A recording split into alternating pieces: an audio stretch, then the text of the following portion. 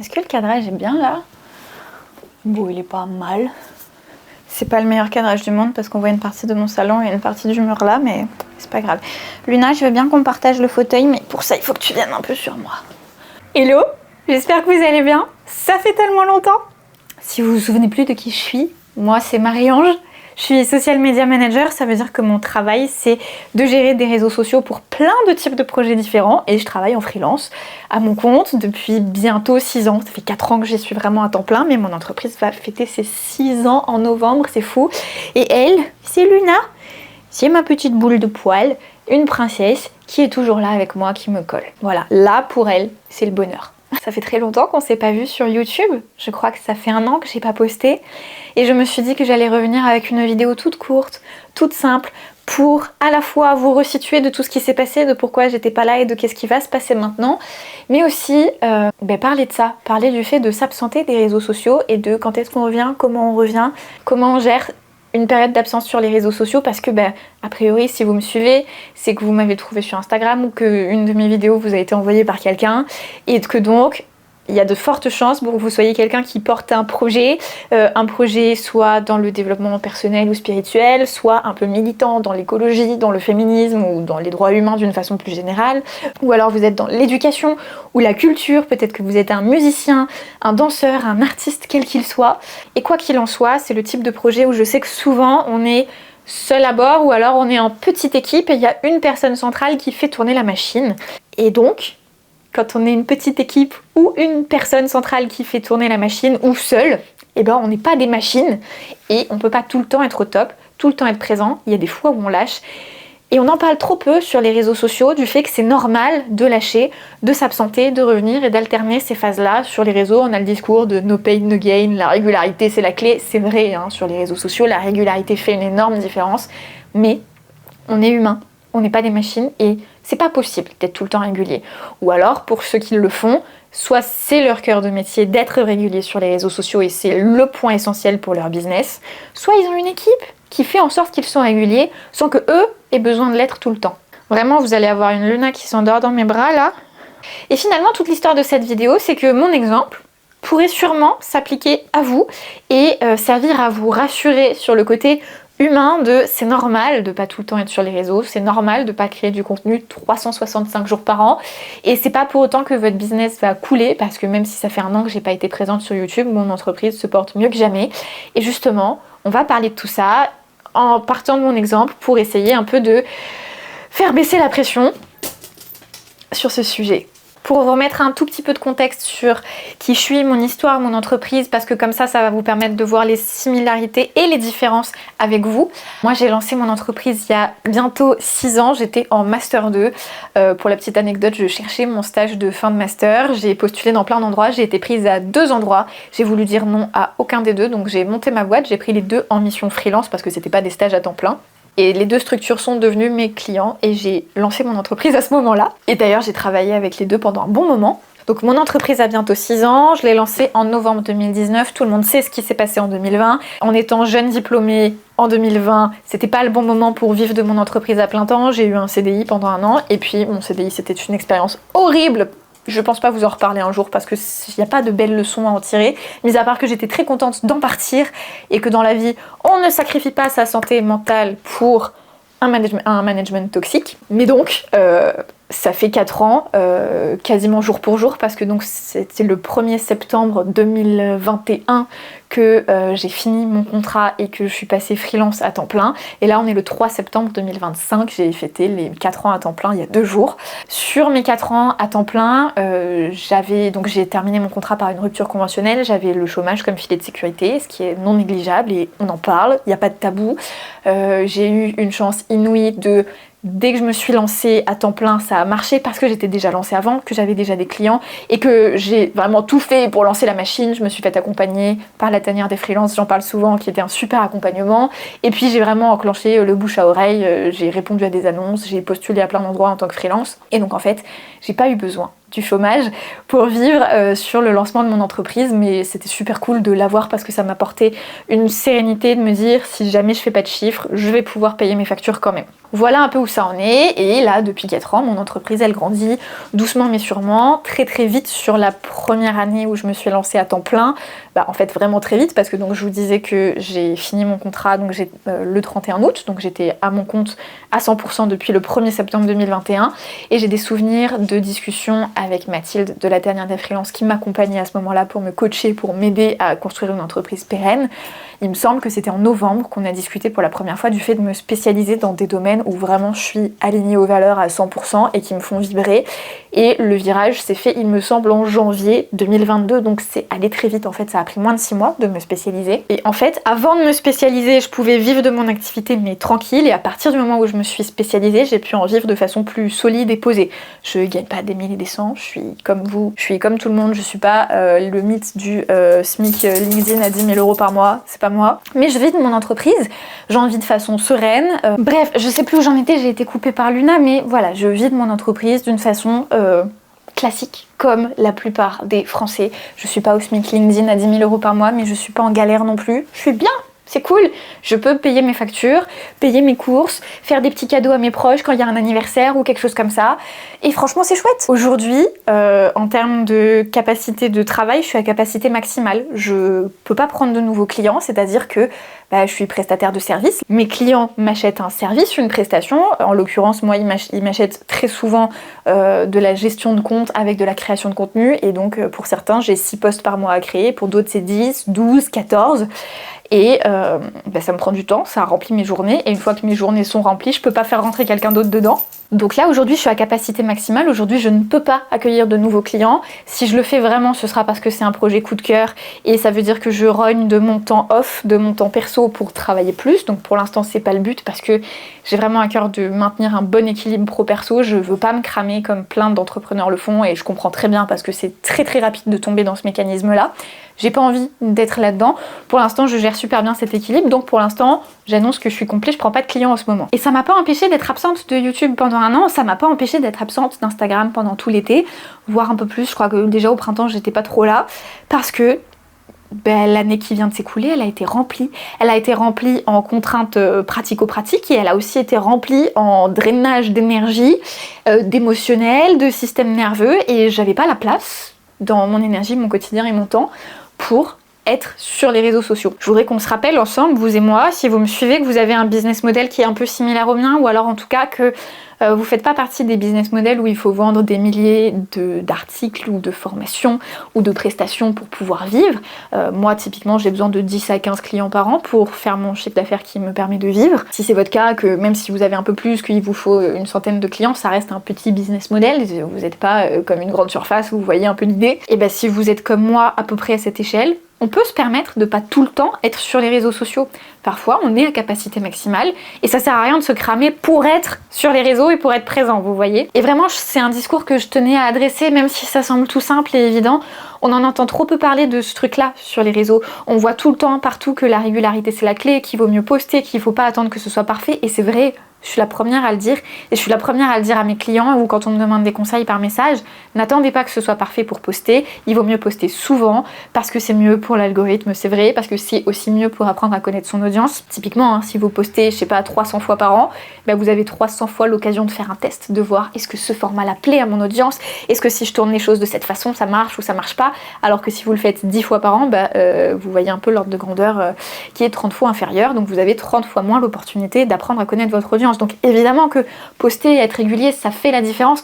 Ceci étant dit, on est des humains. Ça va, je te dérange pas? Il y a des années où vous aurez la possibilité de poster 300 fois par an, et puis des années où ce sera pas le cas. Et peut-être que 2, 3, 4 ans d'affilée, ce sera pas le cas, j'en sais rien. Si vous êtes un jeune parent, vous êtes sûrement occupé à plein de choses entre votre projet et votre vie de famille, et peut-être que c'est pas les 3 ou 4 premières années où vous allez être très présent sur les réseaux, et c'est ok. C'est ok. Vraiment, j'en suis la bonne illustration, et c'est pour ça que je voulais faire cette vidéo, pour vous rassurer et mettre un peu les choses en perspective. Je suis à mon nombre de clients maximum. J'ai pas besoin d'être ultra visible, de faire des milliers de vues et d'être mise en relation et d'être conseillée à plein de gens. Je pourrais pas dire oui. Aujourd'hui, ma seule façon de dire oui, ce serait de passer sur un fonctionnement d'agence. C'est quelque chose où j'ai déjà eu l'opportunité. Pour l'instant, j'en ai pas envie. C'est un choix conscient de là, j'ai pas envie de gérer ça, donc j'ai pas besoin. Si vous avez besoin de clients, bien sûr que être visible sur les réseaux sociaux, ça aide. Mais c'est qu'un outil pour y parvenir à avoir des clients. Il y a plein d'outils qui existent pour avoir des clients. Et vous pouvez vous saisir de l'outil « je suis présent » ou « présente » sur les réseaux pour être visible, pour trouver des clients, mais peut-être que vous pouvez aussi choisir d'autres outils qui vous prendront moins de temps, moins d'espace, moins d'énergie, moins de stress, qui vous confronteront moins à votre image aussi, parce que ça c'est super dur sur les réseaux sociaux, on est sans cesse confronté à son image. Alors, bon, bah, quand vous êtes comme moi, là, on s'en fout de pas être maquillée, etc. Moi, je suis passée outre il y a très longtemps, mais il y a plein de gens qui sont pas encore très à l'aise et qui ont besoin d'être bien apprêtés, bien coiffés, que ce soit le jour où vous vous êtes lavé les cheveux, on se sait, hein, les filles, d'être maquillées, bien habillées et tout, repassées. Bon, c'est pas du tout mon cas, mais voilà, je le sais. Et puis il y a des gens qui ont besoin de filmer une vidéo 3, 4 fois, un contenu, peu importe, avant d'être satisfaits du résultat parce qu'ils sont pas à l'aise. Et donc dans ce cas-là, peut-être que choisir un autre outil que les réseaux sociaux pour trouver des clients, ce sera plus simple pour vous. Vous voyez un peu, le but c'est vraiment de venir dédramatiser et remettre chaque chose à son échelle. Il y a une image que j'aime beaucoup, c'est que les réseaux sociaux sont un outil pour votre projet. Mais dans une boîte à outils, il y a plein d'outils. C'est-à-dire que peut-être que les réseaux sociaux, c'est le marteau qui permet d'enfoncer le clou, mais enfin, quand je veux visser un truc, j'ai besoin du tournevis, j'ai pas besoin du marteau. Je vais pas mettre toute mon attention sur le marteau et m'acharner avec mon marteau sur ma vis en me disant « Mais non, je voulais que ça marche !» Ça marche pas, c'est pas le bon outil. Vous avez le droit de faire des pauses. Ce sera pas nécessairement négatif pour votre business de faire une pause. Et au pire, ça l'est un chouille. Et alors ? Si vous vous cramez pour être présent tout le temps sur les réseaux sociaux et que, comme moi, vous êtes seul à bord ou alors que vous avez une petite équipe mais que vous êtes le point central du business, si vous vous cramez, c'est tout le business qui s'arrête. Ça ne vaudra donc jamais la peine de se cramer parce qu'il fallait poster sur les réseaux. Non, jamais. Moi, aujourd'hui, ma spécialité dans mon travail, c'est d'accompagner les gens sur les réseaux sociaux, en organique. J'avais fait une vidéo qui parlait de la différence entre l'influence, l'UGC, l'organique et les ads. Si vous voulez aller la voir, elle est toujours sur ma chaîne et elle est toujours d'actualité, quoi qu'il en soit. Moi aujourd'hui, je peux très bien vous parler de réseaux sociaux en organique, mais c'est pas pour autant que les autres outils qui existent ne fonctionnent pas. Moi aujourd'hui, mon entreprise, mes clients, la plupart, je les ai grâce à la recommandation, parce que ça commence à faire longtemps que je suis là, que je suis spécialisée dans un domaine et forcément les gens parlent dans ces domaines-là et se conseillent des gens. Et vraiment, la recommandation, c'est l'un de mes premiers vecteurs pour être en contact avec des projets et potentiellement qu'ils deviennent mes clients. Alors que mon métier, c'est les réseaux sociaux. J'espère que tout ça, ça vous aide à mettre les choses en perspective. Pour vous expliquer un petit peu donc ce qui s'est passé pour moi, en octobre dernier, j'ai mon agence immobilière qui m'a appelée pour me dire « Vous allez recevoir un courrier, mais je préférais vous le dire de vive voix », ce qui était plutôt cool. Le propriétaire de l'appartement où je vivais a mis l'appartement en vente. Je devais donc quitter les lieux d'ici quelques mois. Ça a été un peu dur à digérer parce que je me sentais vraiment chez moi et que ça te donne l'impression d'être mis dehors de chez soi. Ce qui est le cas en fait. Ensuite, il y a la phase un peu de panique en mode je sais ce que c'est la recherche d'appart et de location dans les Alpes-Maritimes en étant seule et à son compte. Et c'est pas fun du tout. Et ça a été une galère. Après, il y a eu toute la phase de déménagement. C'était mon premier déménagement avec des meubles et là, j'ai appris qu'être une adulte, c'était pas le même délire qu'être étudiante. Et quand enfin j'ai été posée ici, il a fallu 1 mois avant qu'il y ait Internet. Et je travaille depuis chez moi grâce à Internet. Donc pendant 1 mois, j'ai dû aller bosser chez ma mère, chez mon père, à la médiathèque. C'était pas pratique du tout. Mais je travaille beaucoup avec des fichiers vidéo en Full HD ou en 4K et laisser tomber, télécharger ça à la médiathèque, c'est impossible. Donc bref, ça a été long et après toute cette phase-là qui s'est terminée fin mars, il m'a fallu avril, mai, juin, juillet, août, donc 5 mois pour récupérer de l'énergie et rétablir mon système nerveux qui était complètement en vrac. Luna, là, elle a pris ses marques tout de suite. Easy pour elle, en 3 jours c'était fait. Moi je m'étais vachement inquiétée pour Luna parce que si vous le savez pas, Luna je l'ai prise dans une association, c'est un petit chien qui est traumatisé vraiment à la base et elle a très peur de plein de choses, elle est très à l'aise là à la maison, c'est son terrain, elle est très à l'aise avec les gens qu'elle connaît bien, mais sinon elle a très peur de vraiment beaucoup de choses et j'avais peur que la transition du changement d'habitation soit compliquée. Pas du tout. Mais vraiment pas. Mais donc voilà, il m'a fallu du temps avant de ressortir la tête de l'eau. Et de réfléchir aussi parce que quand on fait une pause, c'est aussi le moment où on prend du recul sur ce qu'on a fait et de me dire ok, de quoi j'ai envie maintenant et de remettre tout ça en ordre avant de filmer cette vidéo aujourd'hui. Et c'est ok. Mon business s'est pas arrêté de tourner, le monde s'est pas arrêté de tourner. Je vous ai pas manqué, soyons honnêtes. Et c'est complètement ok. Mon but c'est pas de faire tout ça. Voilà, c'était une vidéo toute simple, peut-être pour vous aider à déculpabiliser si vous avez fait une pause sur les réseaux cet été, dans l'année qui s'est écoulée, ces dernières semaines, ou alors si vous prévoyez que la pause dure encore sur septembre, potentiellement sur octobre, sur la fin de l'année, et que vous vous dites ok, je reprendrai en janvier, bah c'est ok. Il n'y a pas de mal à ça. On est humain.